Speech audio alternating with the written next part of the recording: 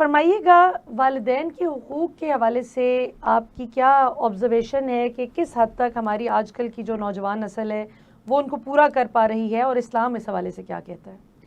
اسلام تو اس بارے میں بالکل واضح ہے، قرآن پاک میں ہے کہ والدین کے سامنے اف بھی نہ کرو، آواز بھی والدین سے اونچی نہ کرو.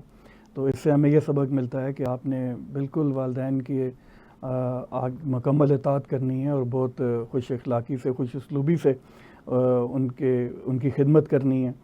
باقی جو آپ نے بات کی ہے موجودہ دور میں، جو میری آبزرویشن ہے، واقعی اس وقت وہ بات نہیں ہے. والدین کے احترام میں کافی کمی آ چکی ہے، اور والدین کی نافرمانی بھی ہماری نئی نسل میں بہت زیادہ جو ہے نظر آ رہی ہے. تو بات یہی ہے کہ وہ دین سے دوری ہے. اس میں کچھ والدین کی اپنی بھی اس پہ ذمہ داری ہوتی ہے کہ انہوں نے بچوں کی تربیت کیسے کی ہے. جب آپ ایک مشاہدے میں دیکھا جاتا ہے کہ والدین چھوٹے چھوٹے بچوں کے ہاتھوں میں جو ہے موبائل فون دے رہے ہیں جو کہ انٹرنیٹ سے کنیکٹڈ ہیں، اور بچوں کو وقت نہیں دے پا رہے، بچوں کی صحیح تربیت نہیں کر پا رہے، تو اس کا آؤٹ کم تو یہی آنا ہے کہ بچے والدین سے صحیح اتنے ایسوسیٹڈ نہیں ہوں گے، اتنے کنیکٹڈ نہیں ہوں گے، اور دین سے دوری اس کی مین وجہ. بالکل. اچھا، اور اس میں یہ بھی کہ پہلے تربیت کا پیٹرن بھی تو آپ دیکھیں نا کتنا ڈفرینٹ ہوتا تھا کہ خاندان کا ہر بزرگ بچوں کی تربیت میں اپنا حصہ ڈالتا تھا، کیونکہ کوئی مائیں بھی برا نہیں محسوس کرتی تھیں اگر ماموں نے ڈانٹ دیا ہے، چچا نے ڈانٹ دیا ہے، تائی امی نے کچھ کہہ دیا ہے، دادا دادی نے کوئی بات سمجھا دی ہے، تو کوئی مقابلے کی ایک انہیلتھی سی فضا نہیں ہوتی تھی. لیکن آج کل کی جو نوجوان نسل ہے اس میں ماؤں کا بھی اس میں بڑا ایک رول ہے، وہ بھی بہت مقابلے بازی کرتی ہیں. تو اس حوالے سے آپ جو ینگ مدرز ہمیں دیکھ رہی ہیں ان کو کیا پیغام دینا چاہیں گے؟ پیغام تو یہی ہے کہ بچوں کی تربیت اسلامی اصولوں کے مطابق کریں، جو اسلام کی تعلیمات ہیں، جو نبی کریم صلی اللہ علیہ وآلہ وسلم کے فرمان ہیں، ان کو جانیں. اگر آپ کو معلوم نہیں ہے تو ان کو جانیں. اور اس دور میں کوئی مشکل بھی نہیں ہے. آپ کا استاد آپ کی جیب میں پڑا ہے، آپ کے پاس موبائل فون ہے، اس پہ قرآن کی مکمل تفاسیر موجود ہیں، اس پہ تمام احادیث موجود ہیں. آپ خود جس بارے میں نہیں جانتے آپ اس کے بارے میں جاننے کی جستجو کریں. بچوں کی تربیت اسلامی اصولوں کے مطابق اگر آپ کریں گے تو کوئی اس طرح کی پرابلم نہیں آئے گی. نہ بچے نافرمان ہوں گے، نہ بچے کسی اور غلط راہ پہ بھٹکیں گے. بالکل. علامہ صاحب، پیر صاحب، یہ بتائیے کہ یہ جو ابھی آپ نے قرآن پاک کا ذکر کیا، قرآن پاک کی کون سی ایسی سورہ ہے جو آپ کے دل کے سب سے زیادہ قریب ہے؟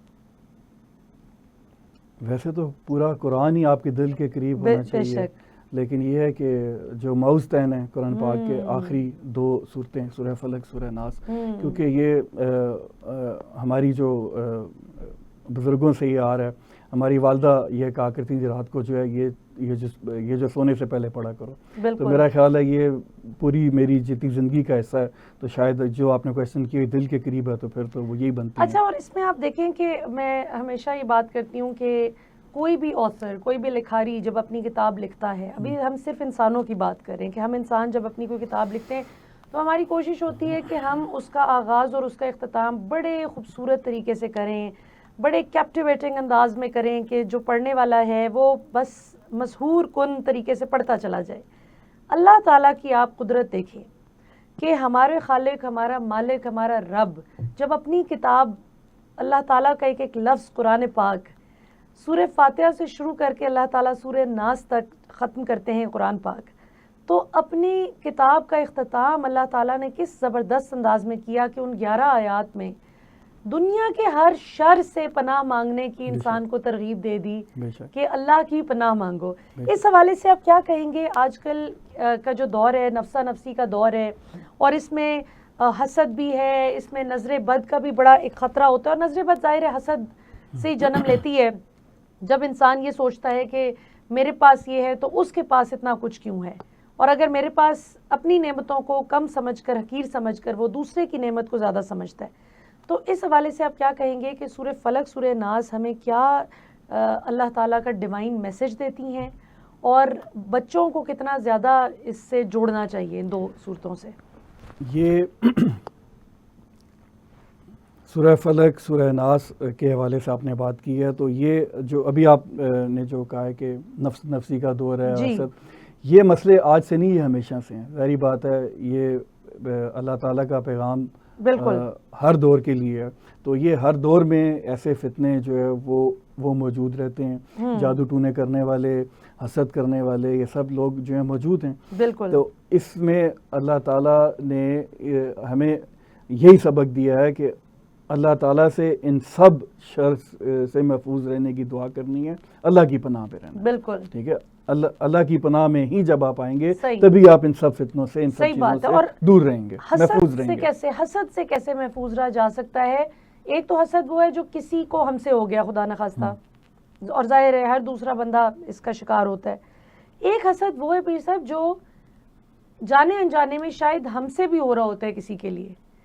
تو اس سے کیسے بچا جائے, اور خود کو کیسے اللہ کی جو موجودہ نعمتیں ہیں ہمارے پاس, اپنی میز پہ موجود اللہ کی عطا کردہ نعمتوں کو ہم کیسے ان کی شکر گزاری میں بڑھ سکتے ہیں؟ اگین یہ وہی بات ہے جو میں نے بالکل سٹارٹ میں کہی تھی کہ تربیت. ہماری تربیت اگر بچپن سے ان چیزوں کی ہمیں بار بار وارن کیا جائے, ہمیں ان چیزوں کے متعلق ہدایت ملتی رہتی, تو انسان کی پرسنالٹی کا حصہ بن جاتا ہے. بالکل. جب آپ بچپن سے جب بچے کی تربیت میں یہ چیز نہیں ہے کہ اس کو حسد وغیرہ ان چیزوں سے اس کو یہ نہ بتایا گیا ہو کہ آپ ان چیزوں سے بچنا ہے, اللہ کا شکر ادا کرنا ہے, جو آپ کے پاس ہے اس میں اللہ کے شکر گزار بندے بنے, تو اسی میں برکت ہوگی. تو آپ کے اندر یہ چیز جو ہے, یہ والا جذبہ پروان ہی نہیں چڑھے گا, جس کو مسد کہتے ہیں, رشک کرنا کہتے ہیں. اچھا, اور رشک تو چلیں وہ چیز ہے کہ میں کہوں کہ ماشاءاللہ پیر صاحب بہت اچھی نماز پڑھتے ہیں, یا اپنے بچوں کی بہت اچھی تربیت کی ہے, یا صدقہ خیرات کوئی شخص اگر بہت اچھی کرتا ہے, جس طرح حضور صلی اللہ علیہ وسلم نے فرمایا نا کہ قابل رشک تو دو ہی لوگ ہیں. نیکی کے کاموں میں رشک بالکل کرنا چاہیے. کیا بات ہے کہ قابل رشک لوگ دو ہی ہیں. ایک وہ کہ جس کو اللہ نے اپنے دین کا علم عطا کیا ہے, اور وہ دن رات اس علم کے مطابق نیک کام کرنے میں جلدی کرتا ہے اور زیادہ کرتا ہے. اور ایک وہ شخص جس کو اللہ نے مال بہت فراوانی میں دیا, اور وہ دن رات اس کو اللہ کی راہ میں صدقہ کرتا ہے. تو شکر کا تو کانسیپٹ بہت ضروری ہے, اور ظاہر شکر اور شکوہ دو پولز اپارٹ کانسیپٹس ہیں. آپ یا شکر گزار بنیں گے یا آپ شکوہ کے نہ ہوں گے. جب شکر کی بات ہوتی ہے پیر صاحب, تو اس میں صبر کا بھی ایک بڑا عنصر آ جاتا ہے کہ صبر اور شکر ساتھ ساتھ چلتے ہیں. اللہ تعالیٰ روزے کے بارے میں بھی نبی صلی اللہ علیہ وسلم نے فرمایا کہ صبر اور روزہ دو ایسی عبادتیں ہیں کہ ان کا ثواب اللہ تعالیٰ خود بتائیں گے. قرآن میں بھی کہیں اللہ تعالیٰ نے صبر اور روزے کا جو ایگزیکٹ اجر ہے نا وہ بتایا نہیں, وہ چھپا کے رکھا ہے. تو اس حوالے سے آپ کیا کہیں گے کہ انسان صبر کے راستے پہ بھی کیسے چل سکتا ہے؟ یہ روزہ سب سے بڑی مشق ہے صبر کی, کہ آپ دیکھیں بھوک اور پیاس انسان کی بنیادی جو انسٹنکٹس ہیں, جبلت ہے, یہ اس میں ہے.